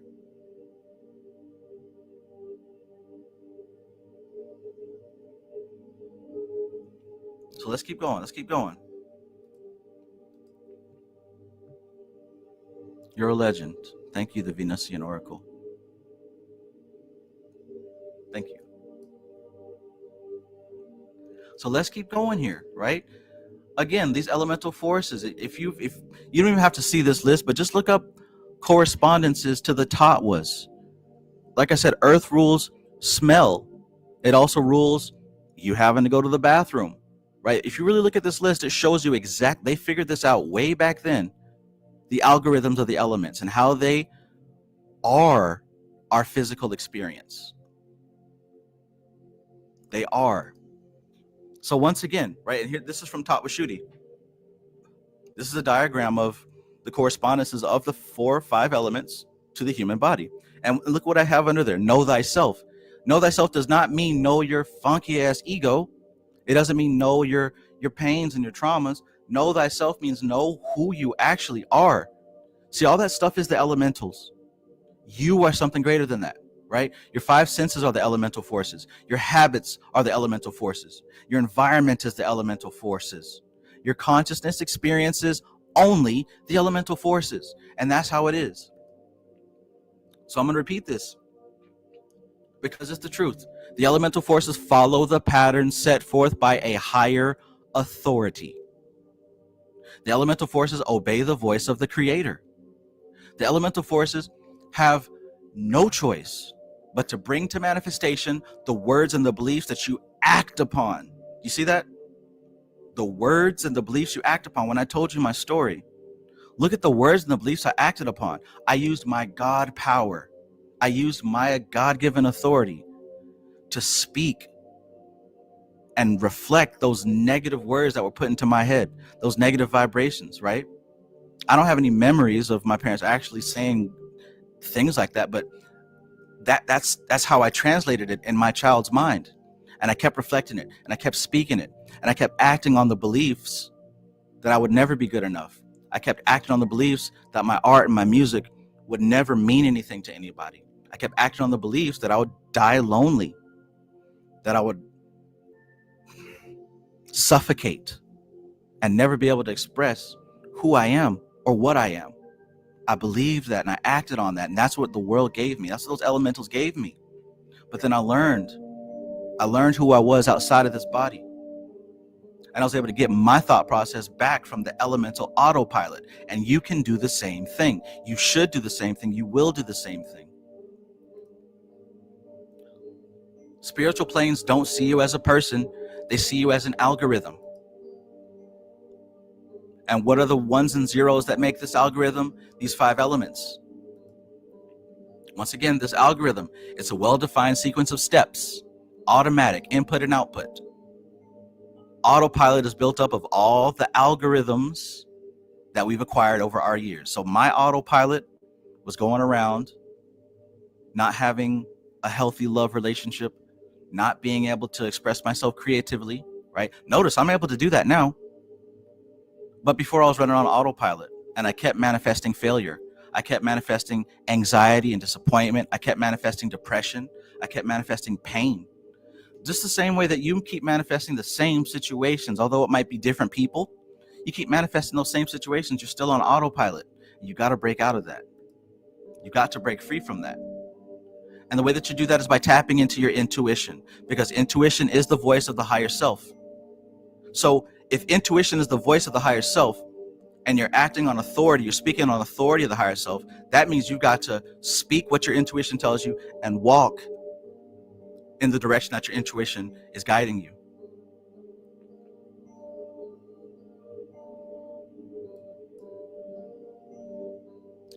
Instinct comes from the elemental kingdom and intuition comes from the spiritual kingdom. You got to understand that they are 2 different things. Instinct does not come from those 5 senses, because remember, the 5 senses are the elemental forces. We just saw that. Your memories, your habits, your patterns, your likes, your dislikes, your trauma, your fears, your loves, all that stuff is elemental. So the intuition cannot be any of those things. Yet the intuition is coming from the spiritual kingdom. And are you one of those people that ignores your intuition and follows the elemental instinct? Just like me, when my life was falling apart, I lost my job and I couldn't support my son. I threw away my intuition. I said, no, I got to get real. Went to get me a job that I was stuck in, that I hated. Ended up breaking up with my girl anyways. Couldn't take care of my son anyways. So now I'm stuck at this job where I'm disrespected. I'm getting more of the same because I didn't listen to my intuition. But it was when I started to follow my intuition, I was able to build a better life for myself. Build my life the way that I wanted it to be and not the way that it had to be handed to me. I wanted control. I wanted a sense of control. But you're not going to get that if you keep getting bounced around, tossed back and forth by these elemental forces. So look, what I've done to make this easy is I've created a 5-step framework that really details how you get a hold of this thing. Authority is the key. And you'll see the 4 elements there. You see Aquarius for air, Scorpio for water, Taurus for earth, Leo for fire. You got to understand how to communicate with these entities. You got to understand a methodology to keep your mind right, to keep your head straight. You got to understand the ontology, the earth, the background. What is the playing field? And you got to understand how to work with energy, because it's energy that fuels these things. See, the elemental spirits are like a balloon. They can only expand and fill up with the air that you breathe into them. Now, here's the thing. Here's the thing now. That balloon can only expand so far before it pops.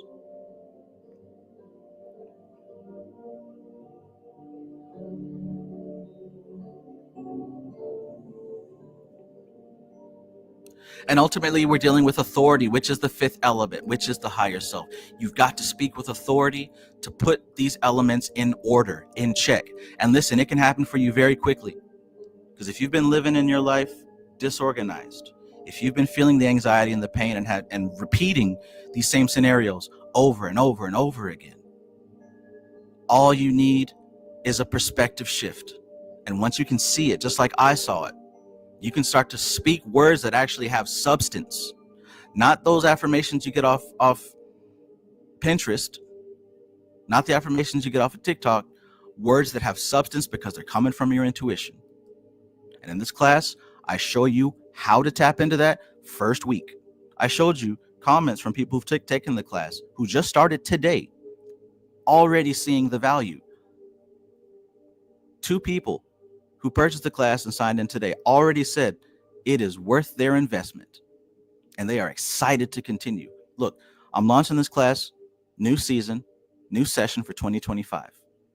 Again, it's going to help you break free from useless behavior patterns. It's going to help you realize your soul authority over the physical plane. It's going to help you to gain elemental equilibrium. Why? So that you stop having bad luck and you start having positive synchronicities that lead you effortlessly, right? So this isn't something you got to sweat and toil. This is when stuff starts to fall in place. You hear me? Ask anybody who's good at manifestation, and they tell you it's not something you got to rack your brain and stress. No, you learn to live in peace and allow this to fall in place. You gain equilibrium. The class is going to teach you how to live in alignment with your God self, how to magnetize your attention, and how to paradigm shift into your desired reality. This is what we're doing. One more time, the elemental forces follow the patterns set forth by a higher authority. The elemental forces obey the voice of the creator. The elemental forces have no choice but to bring to manifestation the words and the beliefs that you act upon. Get your thought process back from the elemental autopilot. So you might ask, will this work if I'm a beginner? Will this work if I'm religious, right? Will this work if I'm a left-hand path, chaos magic practitioner? The answer is yes. Those things don't matter. Whether you're a beginner or if you might practice something different from what I practice. I just told you, all magic is elemental magic. Even if you're not practicing magic, you're still doing this because you don't have to summon demons to connect with your higher self. I already went through that, but you don't have to go through that to get to the same place that I got. If you know where to look, you can find your intuition. You can find that voice. Like I said, that's what we cover in the first week. There's a module that I have that's called the 5 C's. And it's a super simple mindset shift that puts you face to face with your higher self. Ask anybody who's taken the class, and they will tell you that part alone helped to show them how to connect with their higher self. Will this work if I've never done a ritual? Will this work if I have no experience with magic? Will this work if my imagination isn't strong? Yes. Yes, it will work if you've never done a ritual before. Because look, in the second module, I show you how to connect with your subconscious mind to clear any blockages that might be hindering you from this. Now that might sound like a difficult task. However, when you move in the right direction, it's easy.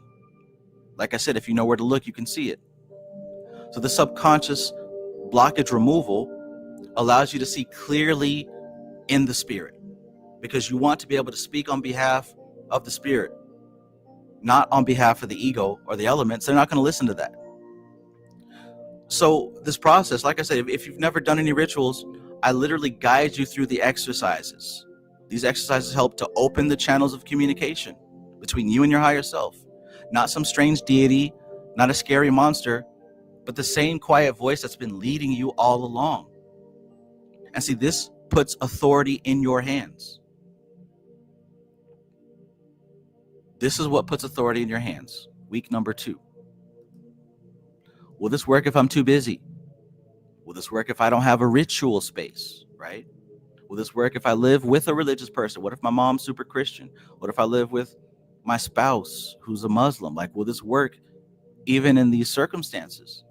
Yes, right? Just today, before a student purchased the class, he asked, he said, I work on the road, so I'm constantly traveling and I'm around people all the time. So if that's the case, would it be difficult to practice not being in my own secluded space?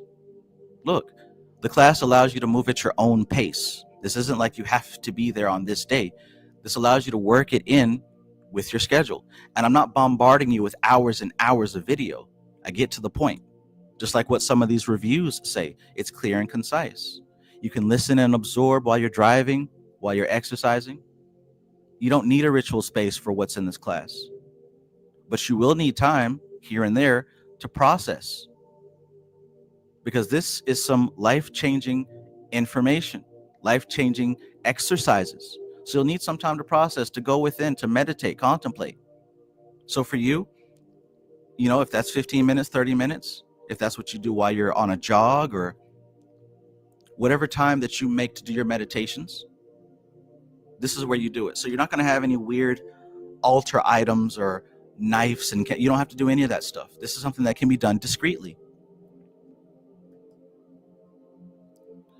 In this class, and this is one of the modules that I'm really proud of, I'm going to show you the 7 core elements, not elements, but the 7 core elements to make elemental magic and spiritual authority work for you, and why 99.7% of modern spiritual practitioners get confused or misled, and that slows down their progress or it freezes their progress.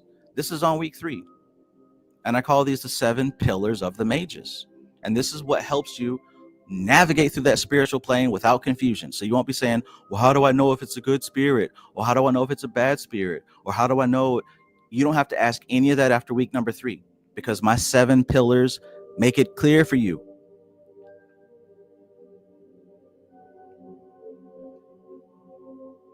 Make it clear for you.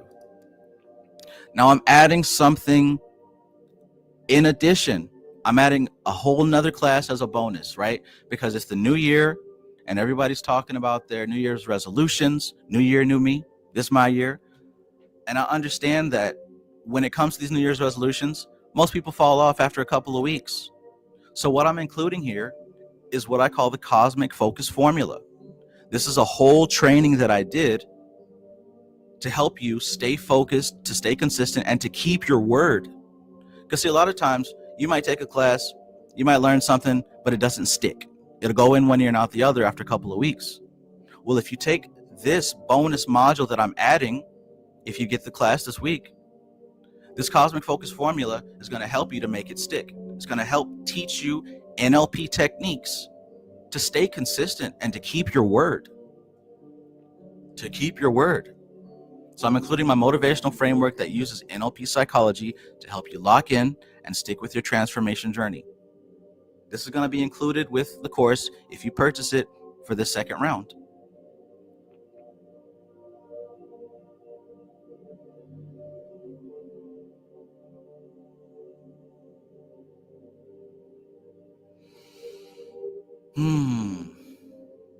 Third eye. Enchanted Cottage 333 says the modules, we go through them at our own pace. Absolutely. Each one will open every week, and the videos are there in a guided manner. So you get the lesson and you do the exercise.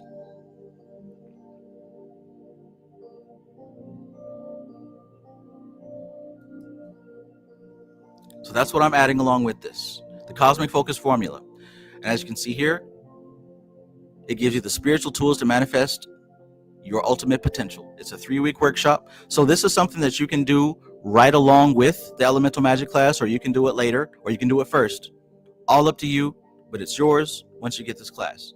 And it helps you to eliminate paralyzing confusion, helps you to summon godlike mental power, helps you to gather spiritual resources, helps you to apply those resources and take action. It helps you unlock creativity, and it helps you to unlock motivation and momentum.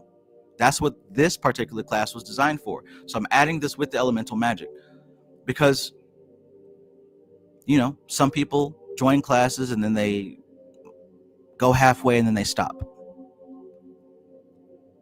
I don't like that because there's a great opportunity here and I really want you to take advantage of it. So I'm offering this as a way to help you stay focused and consistent. Make sense?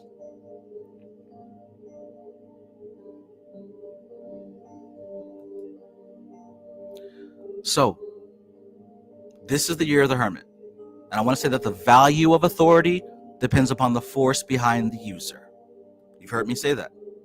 So your spiritual comprehension determines the level at which you display your authority.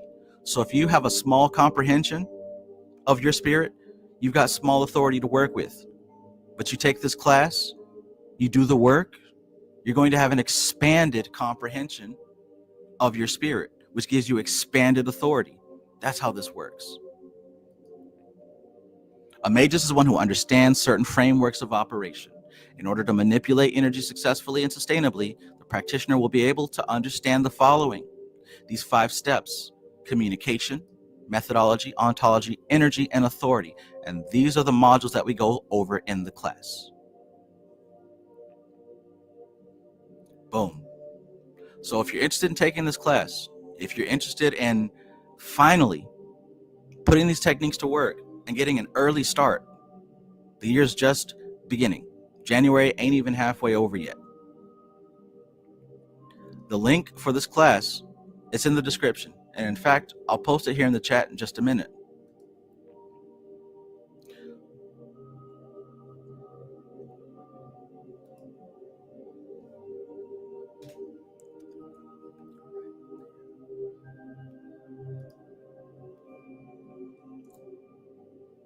So ultimately, this is what we go over in week 1. We go over the ontology, the lay of the land, the background, which is consciousness and matter. Enchanted Cottage, thank you. That is the link.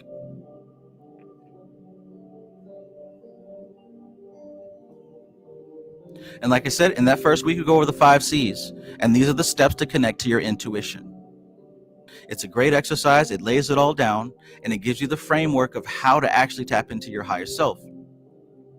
And of course, with all these modules, we have a guided meditation to connect specifically with the elemental of the week. The first week, we're going to deal with earth. The next week is air, dealing with communication. We deal with the biggest obstacles in communication. We also deal with spiritual downloads. We have exercises to open up those channels of communications and how to develop symbolic language. Week 3, we deal with those 7 pillars that I told you about, my custom foolproof system for mentally navigating the spiritual realms. This is what I personally use, and I've used these to replace a lot of faulty belief systems in my head. It helps you to stay neutral. It helps you to stay clean instead of being swayed to and fro. So a lot of people are biased. A lot of people have an agenda. A lot of people try to get you to think on their side. But what I prefer is to be in the center, and see things for what they are. These 7 pillars help you to do that.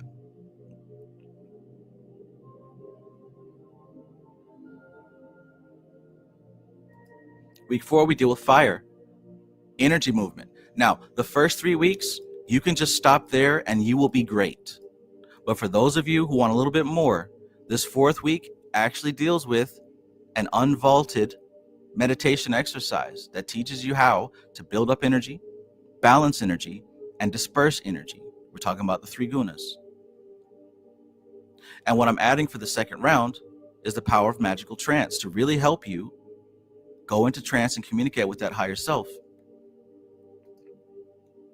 And finally, the new module for 2025, we're going to deal with the Akash element, how to channel the higher self, rituals to shape the astral plane and transmute your elemental forces. Remember what I told you about me working with Dantalion?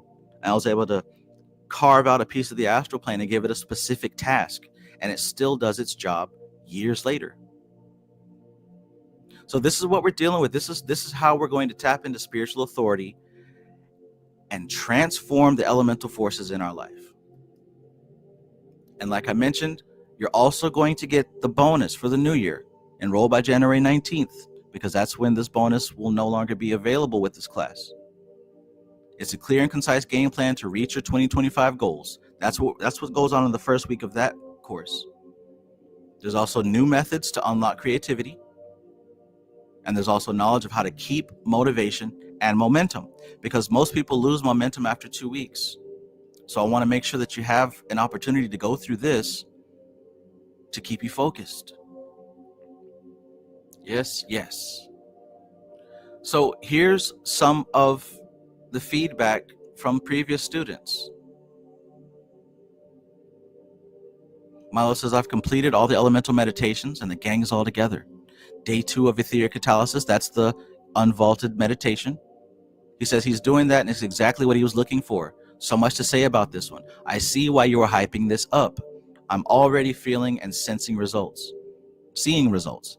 As I assimilate this more and more into my daily routine, I'll eventually have my big breakthrough and I'll give you my full feedback, right? My psychic abilities have been getting stronger, bro, and thank you. I'm going to go through the course again. And I checked. He most definitely is going through the course again. right? The delivery of the content is fucking crystal clear. Looking forward to the rest of the modules to open. A lot of teachers usually dance around the actual practice, but this is straightforward as it can be. Kendra just joined today.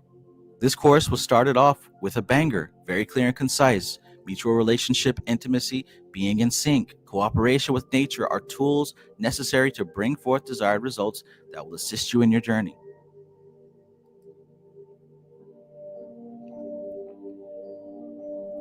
So we can go through all these, but ultimately what I'm showing you is that this course is real. It has real results. We just finished the first round. This is the second round. And I'm adding more to it this time to supplement it and make it even better.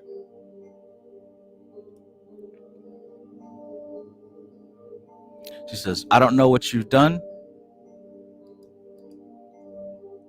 Oops, let me go back. I don't know what you've done, but I didn't know what faith truly was until now. Thank you. She said that this has given her the ultimate aha moment. And so on, right? We can do this. We can do this. These are real people.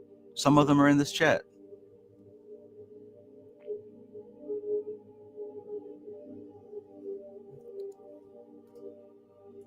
So in case you missed the link, I'm posting it here, and I'm going to pin it to the top.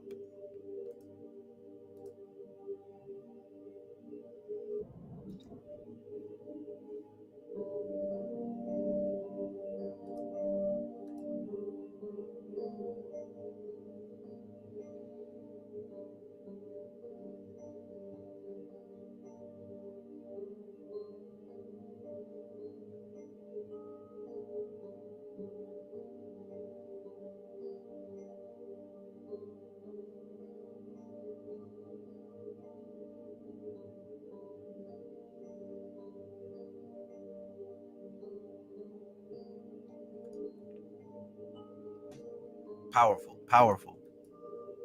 Enchanted Cottage says, I can attest that the classes I've taken from Travis have been life-changing in a very significant way.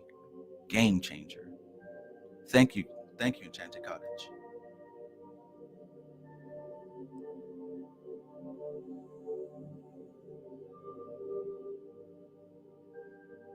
Suburban Girl, peace, peace.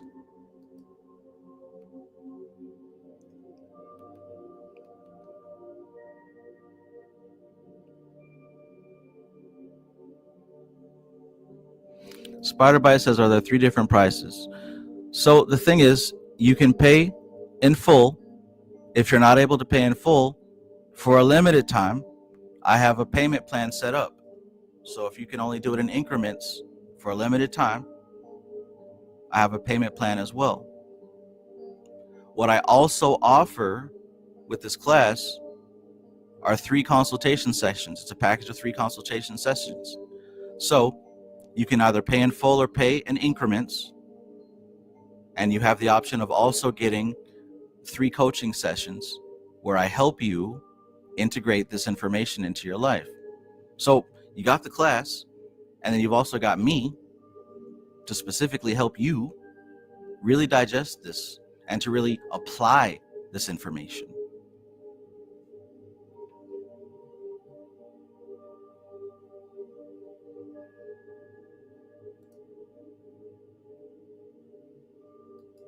Enchanted Cottage says, I just enrolled. Awesome, awesome. I can't wait to see you in the class and see what you get out of this. I added 3 sessions too. Awesome, cool. Yeah, so schedule your meeting, schedule your first meeting, whenever it's convenient for you. Awesome. Great to have you aboard. So this is the web page. You just click on it, follow through. Everything should be self-explanatory. And understand this, right? For everybody under the sound of my voice, I want you to understand this. Nothing can stop you from making 2025 the beginning of your outrageous transformation. Not just any old small manifestation, outrageous. What you put in is what you get out. And I want you to trust your intuition. Trust what your intuition is telling you, because that's going to lead you to outrageous transformation. Not your instincts, not your memories, not your fears, not your doubts, not what the ego comes up with. You got to follow your intuition, because that's the voice of the spiritual authority. That's the voice of your higher self. That's the voice that commands the elements. But here's the thing. When that intuition is talking to you, you got to speak on it and you got to act on it, because that's the language that the elementals understand. See, the elementals, they're not receiving this spiritual message directly. This is the trick. They're getting it from you. They get it from you. Once again, that's the secret of this card, right? Even a magician is acting upon authority. The magician is just a human being. I showed you my baby picture. I'm just a regular ass person. But see, this magician, this magus, is acting on behalf of a higher power. That's the as above, so below, pointing his wand upwards to signify that he's acting on behalf of Kether. He's acting on behalf of his highest spirit. And so as he's standing and moving in that authority, the elements arrange themselves and organize themselves according to his will. It's the only magic. It's the only magic. Now, other forms have different names, and they'll have different ways of getting here and there. And some of them spin around in circles playing with elemental forces. But I found something better than that. I did that for years. I did that all my life, round and round and round. There is something better.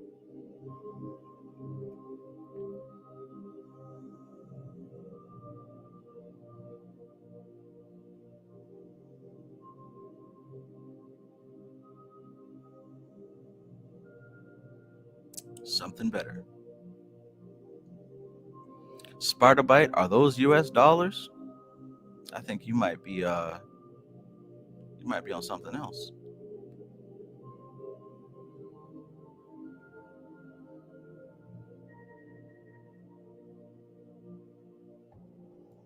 Curve says, I look at a magus like a demigod ever since getting into Greek mythology. The symbolism is there, right?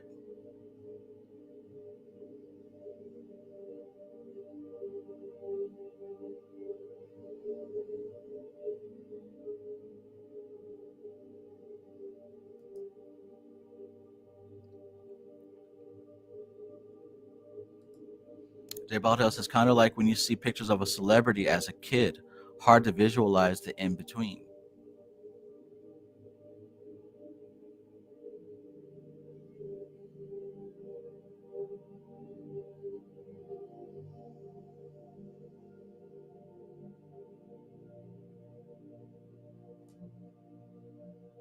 Yeah, I'm not sure what's going on your end, Spider-Bite. Maybe refresh or something.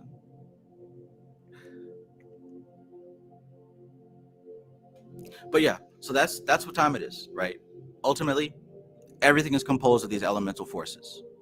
And what's going to help you evolve is connecting with your higher self, because these elemental forces must obey. That's what the magic is. Because before, what we've been doing is we've been taking the elemental forces and we've just been reshaping them through ritual. And that's great. And there's a way to do it to where you reorganize them completely so that they become your helpers. They're supposed to be your protectors. If you check out that live stream previously, where I really went into detail about the Vedic origins of these elementals, or their study of such, they're meant to be protectors. Even when you were a child, and say with me, for example, these thoughts of you're not good enough, you're not going to be able to make a living with this art, it's junk. In a way, those repeating thoughts that I formed as a child were protecting me from failure, or so it seemed. It was protecting me from sticking my neck out or stepping out of my comfort zone. But it wasn't helping me. It wasn't really helping me. And this is how trauma goes. When we're young, we form these elemental forces, and they serve us at that age to keep us safe. But we carry them with us as we get older, and they keep operating in the background. You got to identify them, and you've got to change them. The best way to do that is with spiritual authority.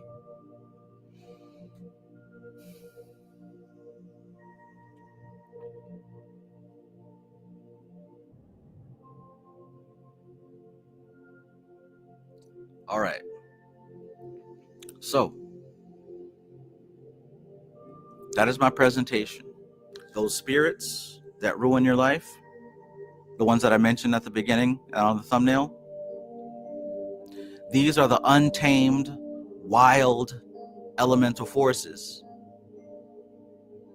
Don't let them ruin your life. Let's get them under control. Let's discipline them, right? You must turn them into your 12 disciples.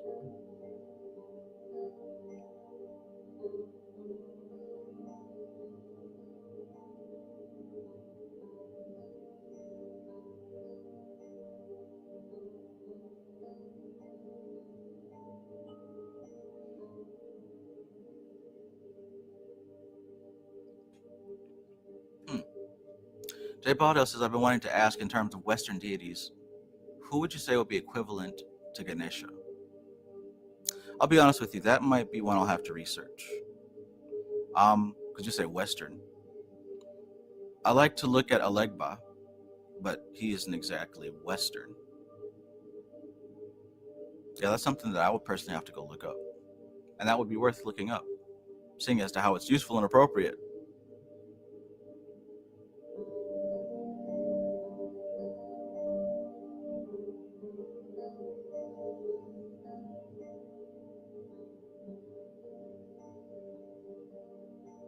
All right, so that's it.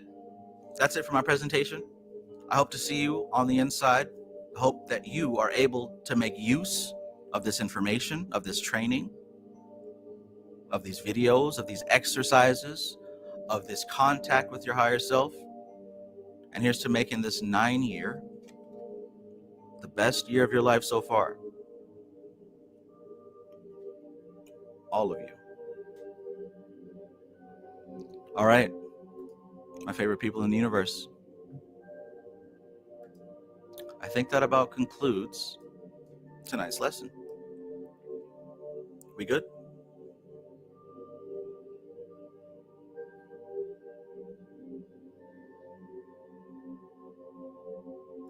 Pork Hill, peace, peace. Welcome to the end.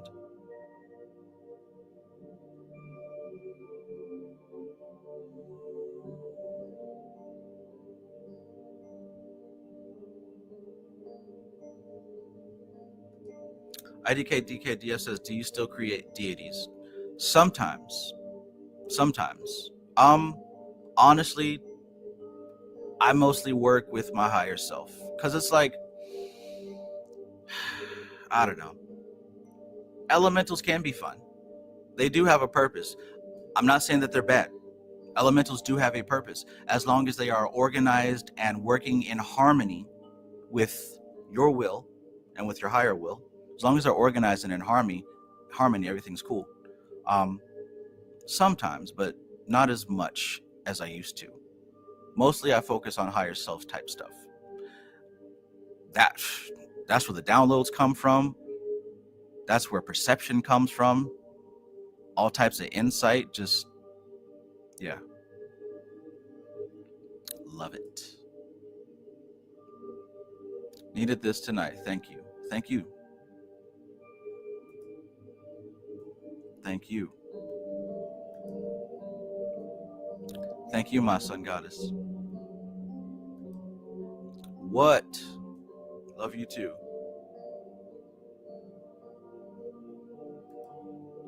Zero says, thank you, Trav. I try to catch the course before 19. Awesome. I'll see you there.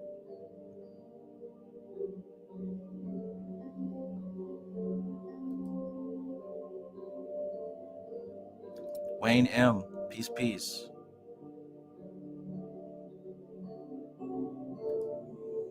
Dakar, the Blue Geek says, do you know anything about the demon Sinfariran? That name doesn't ring a bell. Doesn't ring a bell.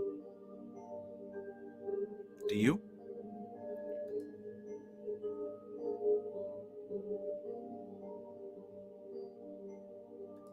Thoughts are things, Delbert Blair. All right, I'm leaving for real this time. There you go. Once you do a few things, you don't have to do the rituals as much. right? And that's one thing that I was really trying to point out with like my origin story. The whole time I was working with the elementals. The whole time. I always had my 4 candles for the elements. I always did that. I always had my 4 magical weapons for the elements, whether it was that or the 4 archangels, because don't we invoke the 4 archangels in the corners? Don't we call the corners? If you're a witch, anyone who does ceremonial magic, you know that you have to invoke the elements. Why do you think that is? And doesn't that bring the answer to why is there a lesser banishing ritual of the pentagram? It's about the elements. Grumpy Cheerleader says working with your higher self is very clean and effective. Facts.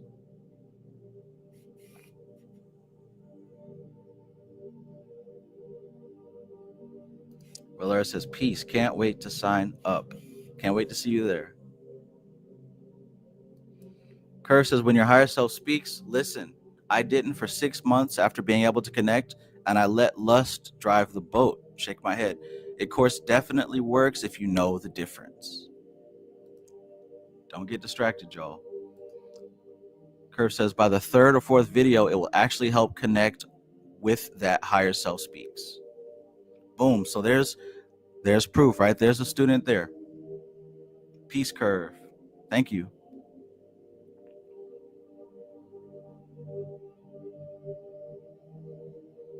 All right, y'all. My camera done cut out.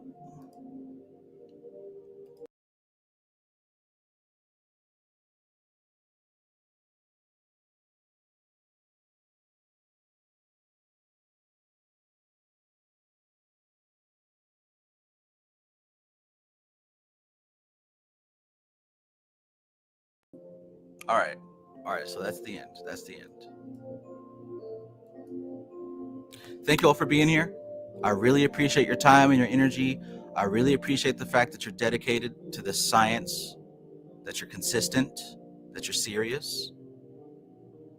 It's been such a wonderful past couple of years being able to do this YouTube thing and connect with all of you. You know, they demonetized my YouTube, so YouTube doesn't pay me anymore. So like I'm literally doing these videos out of the love, out of the passion, right? Like I mentioned in my story, this has given me the outlet to be able to create and to share and to give value, right? And to be appreciated for it. So I want to thank you for being a part of my journey, a part of my healing, right? I want to thank you for being a part of my story. So when I say I love you, I mean it, because you helped me to transform. You helped me to find myself. You guys have given me encouragement, given me support of all kinds. And honestly, I could not have gotten this anywhere else. Like, even though at the time I considered a lot of those things in the past failures, in truth, all those experiences led me to this, because I utilized the music here. I utilize video production here. I utilize my art. Like all those things that I learned over the years, I finally found where it all meshes together. And I want you to understand that for you. If you feel like you wasted time, if you feel like you tried things and failed and this didn't work, it's not over yet. It's not over yet. You didn't see the end result. You're still developing. You're still unfolding, right? And you got to trust the process. And the sooner that you connect with your higher self, the sooner you can feel that calm and that peace and that sense of belonging, that sense of purpose, right? You are perfect. You're perfect where you are. You're perfect where don't listen to these dumbass people. Fuck them all. They don't like themselves. These people are depressed, anxious. They don't love themselves. Don't let any of these people get you down. Don't let any of these people tell you anything about yourself. You got to know who you are. You got to know who you are. I done been through so much. I don't care what anybody says about me. I saw some dumbass in the chat. There might have been 2. It doesn't faze me, because like I found something greater than what any human being can say or do. You will find that. Keep searching, keep practicing, Trust it. It's already in you. You already have it. You just need to move yourself out of the way so it can shine. Right? This ain't got nothing to do with man's laws, rules, ain't got nothing to do with culture. Nobody can sit here and tell you, yeah, that's it, or that's not it. This is something that when you connect with your higher self, it will lead you and guide you. It'll save your life. I got so many stories, and there's stories in the course, right? I got myself in a lot of dumbass situations by not listening to my higher self, but my higher self got me out. I learned what it was to lean on faith, to trust the spirit. That's something a lot of y'all got to learn. But when you learn it, you'll have access to a whole new power. It's not about ego stuff. When you say that you are the God, you are divine, I am God, we're not talking about your body. We're not talking about your ego. We're talking about that access to the higher self. Because when you connect with that, you'll see that that's what you are. That's what you are. Remember the 4 Mahavakyas? Yeah. All right. That's enough. I'll sit here and give positivity all night long, because that's all I got. There's some folks out there that ain't got nothing but vitriol and hate in their veins, always looking to tear somebody down. Hey.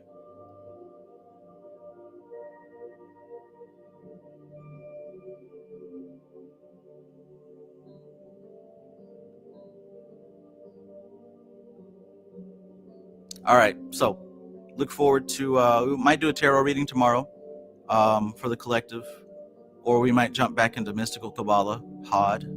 But either way, I will see you again very soon. Love you all. This is TK Trav, aka Travis Magus, here with LVX777. Like I said, you're already perfect. You do have a purpose, even if you don't know what it is. You're being guided to it, whether you like it or not. I love you. Peace.